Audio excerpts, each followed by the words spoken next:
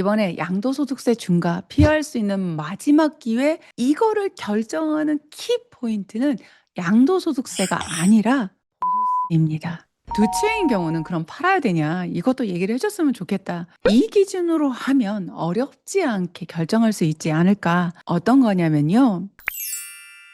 지금 대한민국 부동산 이슈 중에서 가장 뜨거운 감자는 양도소득세 중과 5월 9일부터 시행된다. 확정입니다. 대통령님이 그렇게 말씀하셨어요. 되냐 안 되냐 이 문제는 이제 끝났고요. 그렇다면 내가 지금 조정 대상 지역에 집이 두 채 있다, 세 채 있다. 그러면 팔 거냐 말 거냐 이걸 정해야 돼요. 그리고 나한테 어떤 게 더 유리한지 지금 머리가 지끈지끈하시죠? 그 부분에 대해서 오늘 확실하게 짚어드릴게요. 세금을 얼마 내는지에 대해서는 제가 정말 자세히 영상 하나 올렸어요. 요건 위에다 링크 올려드릴 테니까 그 영상 보시면 됩니다. 일단 주택이 두 채, 세 채 이렇게 있는 분들 지금 고민이 많으실 텐데 깔끔하게 정리해 드리겠습니다. 구독, 좋아요 눌러주시고 오늘 영상 바로 시작해 볼까요?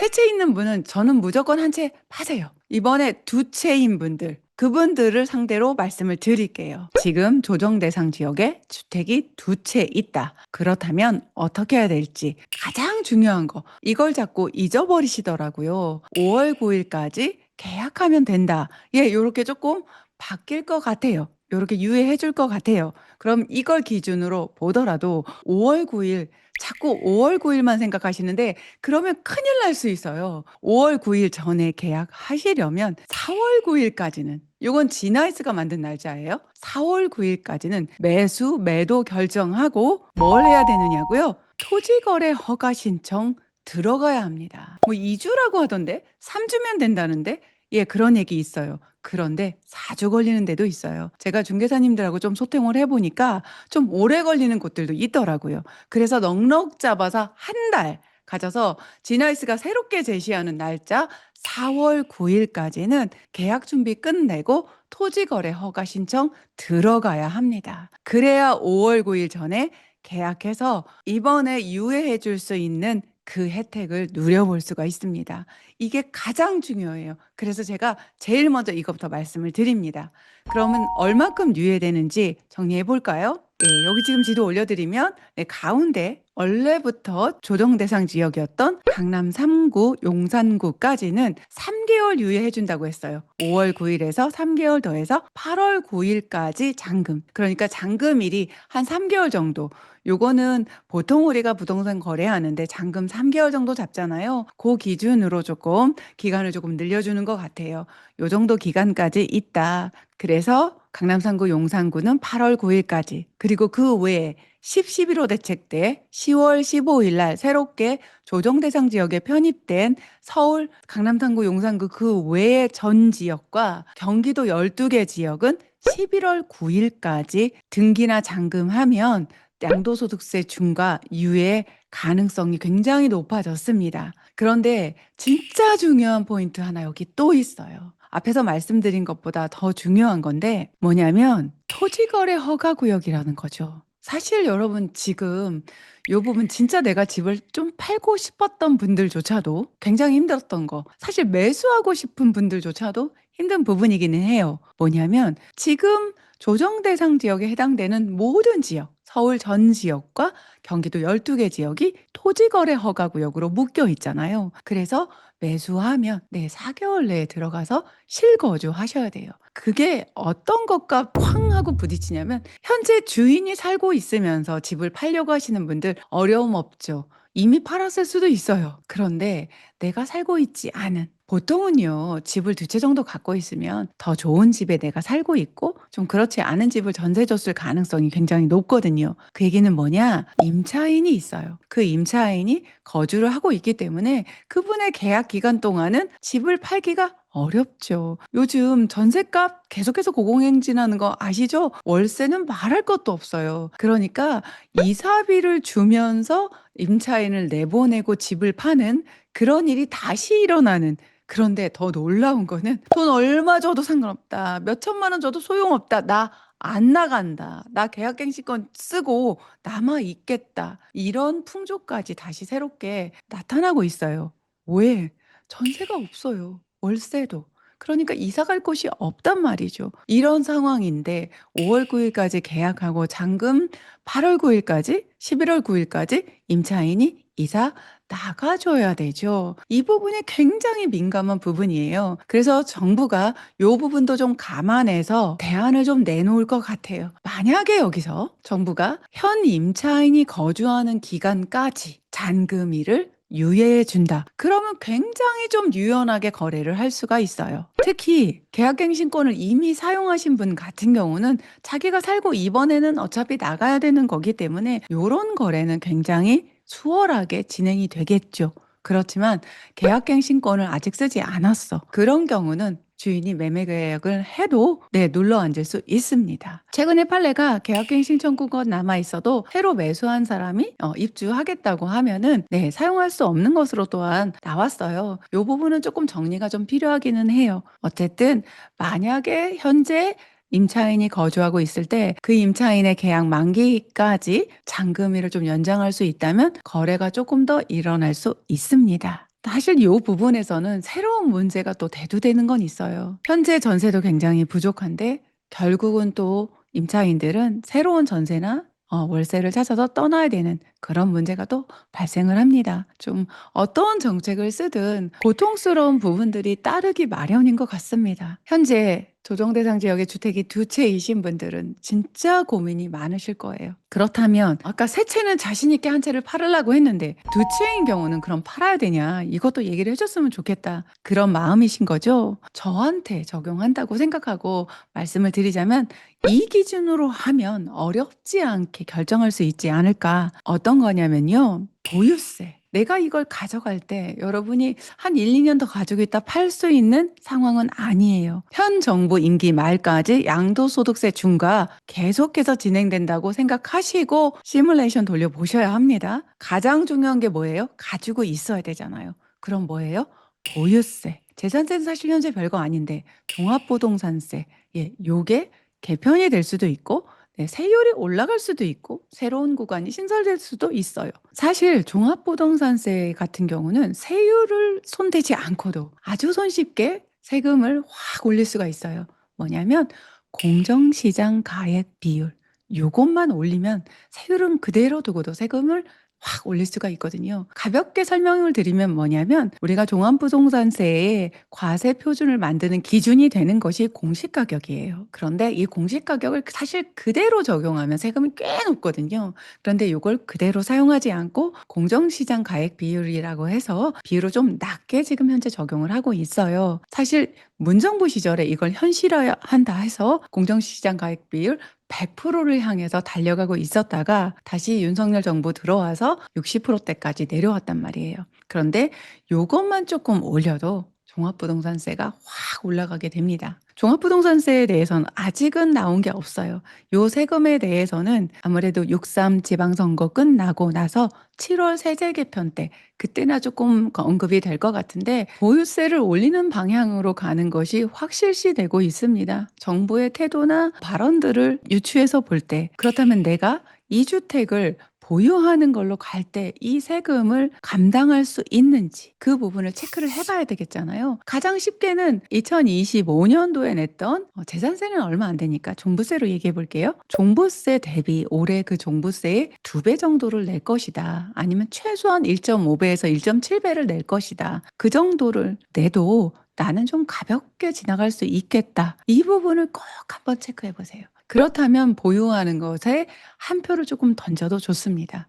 그런데 이거를 올해만이 아니라 27년, 8년, 9년 계속 냅니다. 그리고 어쩌면 공정시장 가액 비율을 해마다 조금씩 높인다면 그만큼 해마다 종부세를 더 내게 되실 거예요. 그 부분을 지금 한번 고민해 보세요. 요 개인마다 종부세가 달라서 요건 제가 샘플로 계산을 해볼까 하다가 샘플로 계산할 만한 것이 아니어서 요거 정말 궁금하시면 요거는 세무상담 좀 받아보세요. 저는 세무사님하고 뭐 연결돼서 이렇게 해드릴 수 있는 건 없어요. 그래서 제가 소개해드릴 수 있는 분은 없고요. 이거를 5월 9일 지나서 아니죠. 지나이스가 말한 4월 9일 지나서 고민하기 시작하시면 조급해지셔가지고 정말 금매로 던질 수밖에 없거든요. 그걸 지금 해보세요. 세무사님 만나서 내 지금 내는 보유세 그리고 그 보유세 해마다 얼마 정도 올라갈 건지 예상해 보고 그걸 내가 감당할 수 있는지 없는지 이걸 생각하시고 이번에 매도를 결정하세요. 이번에 양도소득세 중과 피할 수 있는 마지막 기회, 이거를 결정하는 키포인트는 양도소득세가 아니라 보유세입니다.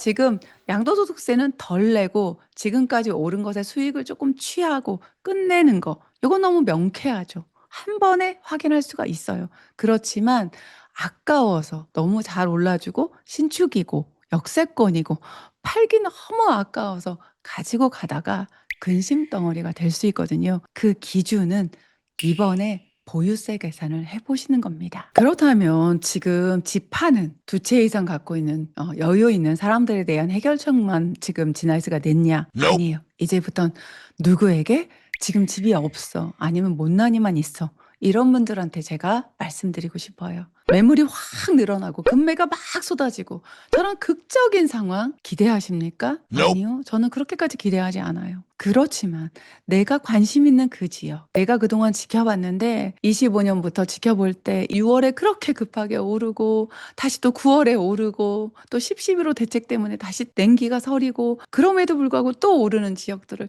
계속 지켜보면서 내가 관심 있는 내 집 마련하고 싶은 정말 지하철역에서도 너무 멀고 서울 메인 업무지구에서도 너무 멀어서 아침마다 정말 전쟁하면서 출근하는 지금 현재 사실 내 전 재산이지만 참 못난이 같은 우리 집 한 채, 요거보다 조금이라도 좋은 그곳에 지금까지보다는 훨씬 더 좋은 가격에 매물 나올 수 있습니다. 그럼 어떻게 하느냐? 막연하게 임장 가라. 오늘은 조금 더 구체적으로 말씀드릴게요. 저라면 이렇게 해요. 어떻게 하냐면요. 여러분이 진짜 관심 있는 아파트에 있는 그 부동산 있죠? 가세요. 명절 준비? 이번엔 거기다 너무 에너지 쏟지 마시고 내 집 마련 준비 제대로 좀 해봅시다. 가셔서 나하고 좀 결이 맞을 만한 소장님을 좀 찾아보세요. 소장님, 저 이번에 조금이라도 평소보다 저렴한 거 나오면 저 여기에 내 집 마련 지금도 전세 살고 있는데 아니면 월세 살고 있는데 네, 제가 돈이 요 정도 있어요. 그래서 여기에 대출 한 6억이면 4억이면 저는 내 집 마련 가능해요. 그러니까 지금보다 얼마 정도? 2억 정도? 7천 정도? 그 금액 따라 다르겠죠? 저렴한 물건 나오면 저 바로 계약할 수 있어요. 요렇게 내가 얼마나 여기에 진짜 관심이 있는지 여러분의 진심을 보여주시고 여러분의 자금력을 확실하게 브리핑하세요. 브리핑은 중개사님만 하는 게 아니에요. 여러분이 여러분의 자산 상태하고 여러분의 매수 태도를 제대로 브리핑하시면 그 아파트에서 제일 좋은 매물 여러분한테 갈 수 있어요. 그걸 지금 오늘부터 하세요. 명절 지난 다음에 하지 마시고. 그러면 어쩌면 지금 이렇게 어수선할 때 그리고 정말 좋아서 아까워서 못 팔고 지금까지 갖고 있는 거예요. 못난이들은 벌써 팔았어요. 그렇게 아까워서 애지중지하던 아이들 양도소득세 중과 마지막 기회 누리면서 팔려고 나오는 물건들 그 기간 안에 팔아야 되잖아요. 그 기간 안에 금매로 제대로 매수하실 수 있어요. 누가 지금 요 유튜브 듣고 부동산에 전화하고 나가보시는 여러분이요. 오늘 내용 정리해 볼게요. 양도소득세 중과 5월 9일부터 새롭게 시행됩니다. 그렇다면 어떻게 해야 되는지 주택이 세 채이신 분들은 저는 무조건 일단 한 채는 빠르게 매도를 하세요. 그리고 두 채이신 분들, 그렇게 두 채가 되실 분들한테 드리고 싶은 얘기는 지금 내가 양도세를 얼마 내는지 그 이후에 얼마 내는지 요거는 너무나 명쾌해요. 간단해요. 그렇게 하고 정리를 할 건지 생각해 보셔도 되고 너무나 좋은 녀석이어서 그냥 가져가고 싶다. 그렇게 하다가 차라리 자녀에게 증여를 하고 싶다. 이런 분들은 가장 먼저 요거 체크하셔야 됩니다. 뭐냐면 보유세. 그래서 2025년도에 냈던 종합부동산세 있죠? 그거 대비 올해 1.5배에서 2배까지 오른다. 그리고 27년, 8년에는 더 오를 수도 있다. 이거를 꼭 감안하시고 가능하면은 세무사님 방문하셔서 상담해 보세요. 왜냐하면 현 정부 말까지 양도세 중과는 계속될 겁니다. 그걸 꼭 염두에 두시고 세금 계산 먼저 해보시고 세제 개편 나오는 7월까지 기다리면 너무 늦는 거 아시죠? 종부세 먼저 계산해 보시고 아니다 싶으면 이번에 깔끔하게 정리해 보시면 좋겠습니다. 부동산 시장이 정말 요동을 하죠. 잠잠할 날이 없어요. 너무 정신없고 롤러코스터 탄 것처럼 어지럽습니까? 힘듭니까? 네, 힘들어요. 그쵸? 불인이신 분들은 어떻게 해야 될지 모르겠고 어찌어찌해서 정말 좋은 거 두 개를 오래 가지고 있었는데 불안불안하고 겁이 나죠. 그런데 진짜 기회는 이렇게 롤러코스터 같이 어수선한 그런 부동산 시장에 여기저기 틈새가 열려서 그전에는 꿈도 못 꾸던 그 입지, 새 아파트, 내 집 마련 할 수가 있거든요. 누가? 꾸준히 부동산 시장 업데이트 하시는 여러분이에요. 혼자 하기 어렵죠. 그 공부 저랑 같이 꾸준히 해볼까요? 구독, 좋아요 눌러주시고 이런 소식 여러분 빨리빨리 받아야 돼요. 1, 2주만 손 놓고 있으면 금세 확 변해버리거든요. 그러니까 알람 설정하셔서 빠르게 소식 받아보시고 또 하나 더 제가 지난 영상에 일시적 이주택 비과세 말씀드렸더니 나는 일시적 이주택 비과세에 해당이 되나요? 안 되나요? 그것조차 궁금해 하시는 분들이 그렇게 많더라고요. 그렇다면은 내 상황들을 간단하게라도 요 영상 댓글에 남겨주시면 다음에 경우 되는 거, 안 되는 거, 조심해야 되는 파트들 요런 것들 좀 체크해서 제가 답변 영상처럼 좀 만들어 볼까 합니다. 요 영상 댓글에 꼭 남겨주세요. 부동산 시장은 새로운 정부를 만나서 롤러코스터 타듯이 정신없이 돌아갑니다. 그때마다 어떤 결정을 내려야 될지 불안하고 팔아야 될지 지금 사면 될지 모르겠습니다. 어렵습니다. 맞습니다. 20년 투자한 저도 쉽지 않아요. 그렇지만 초보인 나보다 더 낫겠다 싶으신 분들 제가 그래도 최선을 다해서 우리 딸에게, 내 친동생에게, 아끼는 후배에게 진심으로 조언해주는 마음으로 이슈가 나올 때마다 가장 명쾌한 방식 제안하겠습니다. 제가 처음 유튜브를 시작할 때, 아니, 부동산을 하나씩 가르칠 때 그 첫 마음이 지금도 그대로예요. 저는 저처럼 집 엉망으로 엉성하게 사고 울고 속상하고 힘들어하고 그러지 않도록 좀 도와주고 싶다. 조금만 야무지게 공부하고 누가 조금만 손잡고 이끌어지면 사실 어렵지 않거든요. 그 일을 좀 꾸준히 하고 싶습니다. 그 마음으로 여러분의 내 집 마련 올해도 응원합니다. 오늘도 미라클